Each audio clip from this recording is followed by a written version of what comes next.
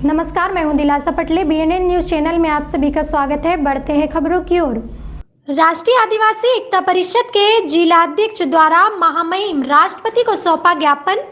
भारत के विभिन्न राज्यों में निवास करने वाले आदिवासियों की संस्कृति और पहचान समाप्त करने के लिए व विकास के नाम पर जल, जंगल, जमीन से बेदखल करने के लिए हो रहे असंवैधानिक कुकृत्यों पर तत्काल रोक लगाने की बात की है।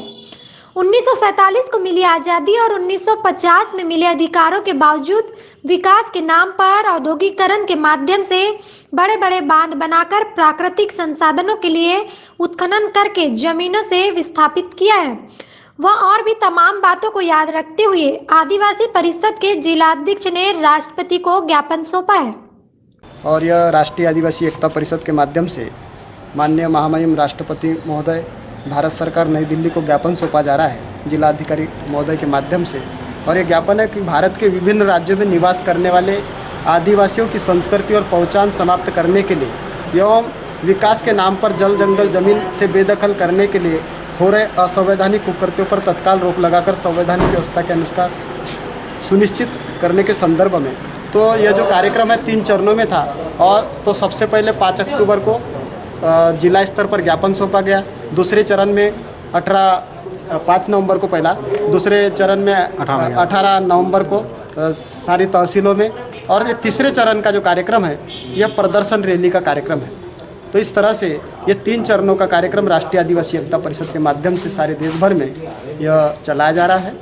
और ये जो 2021 की जो जनगणना आने वाली है तो वो जो प्रपत्र है उस प्रपत्र में किसी भी प्रकार से उन पर दबाव न डाला जाए कि वो कौन से धर्म को लिखे, बल्कि उनसे पूछकर ही वो धर्म का कालम डाला जाए। अगर ऐसा नहीं करते हैं तो उन पर कानूनी कार्रवाई की जाए।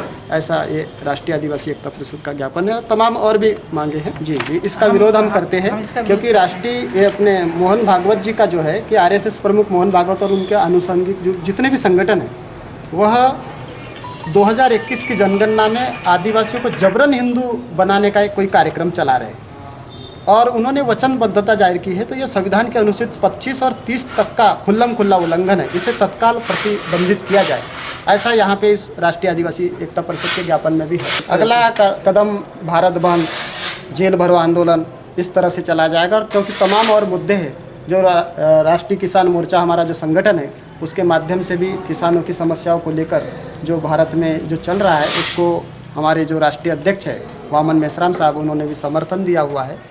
तो भारत बंद और जेल भरो आंदोलन की भी तैयारियां भविष्य में हो सकती है।